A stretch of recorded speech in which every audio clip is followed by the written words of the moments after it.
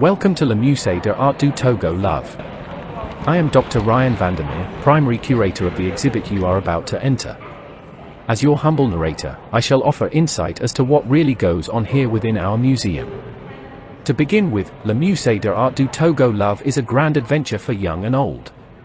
Indeed, it is listed by many tour guides and travel agencies as one of their clients' favorite places to visit. Once its visitors enter through its doors, they are instantly transported to another world that does not currently exist upon Earth nor anywhere else. As a master of psychological realism, our beloved Maestro Togo relies upon the 60 years of traditional skills he has acquired as an artist, while utilizing 21st century tools to produce his recent works, including this series, A Day at the Museum. As for his style, Togo insists that both his title and ancillary story or commentary behind each picture is as much a part of each work as the image. Now, shall we begin?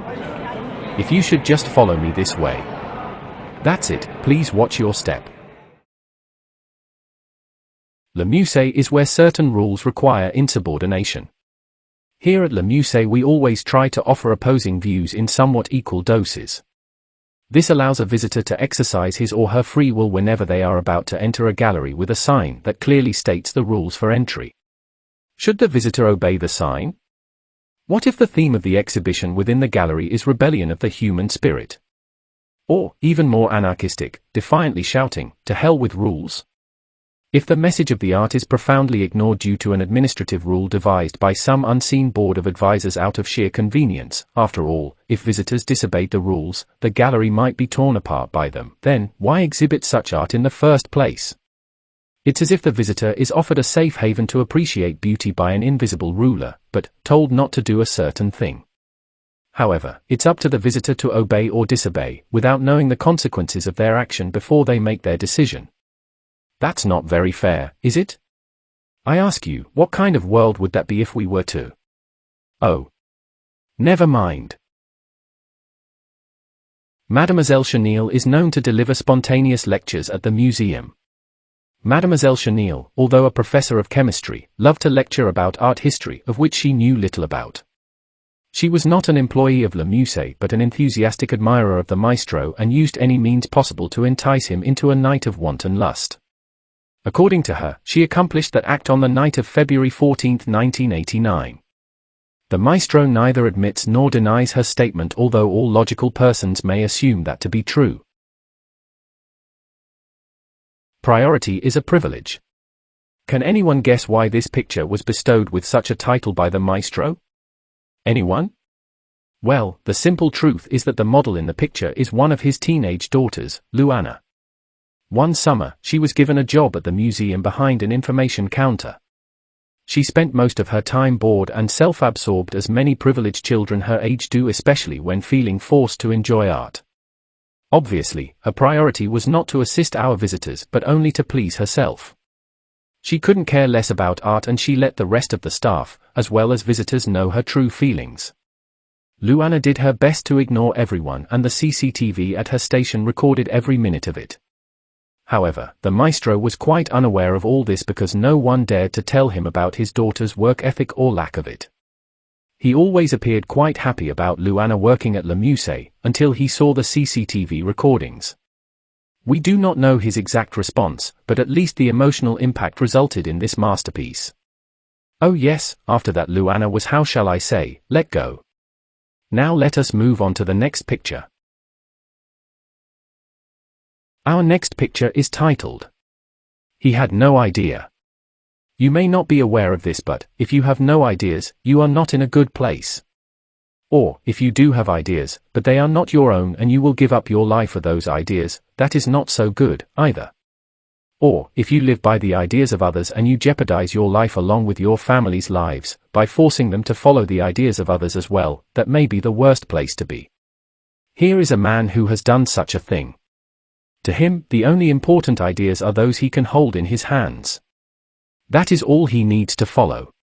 As for the rest of the world around him, it can, and will, go to hell, according to the ideas of others. Tragedy struck early one Tuesday afternoon in June. I was there that day and witnessed this horrible, heart-wrenching crime against the history of art.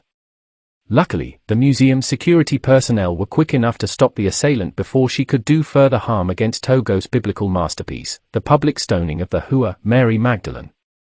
I feel weak at the knees even now as I recall that heinous attack against an innocent painting.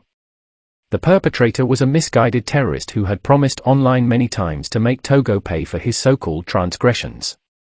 But dozens of crackpots have made similar threats for years, and so no one had paid much attention to this one who had nearly succeeded in taking from us one of the great treasures of Le Musée d'Art du Togo Love.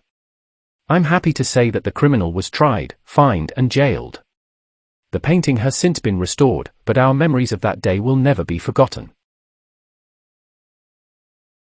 Many portraits of the great author exist, but none like that created by the maestro. This picture portrays the moment when the subject sees his portrait for the first time. Togo was the only other person present in the room. All we know is that they both had a good laugh.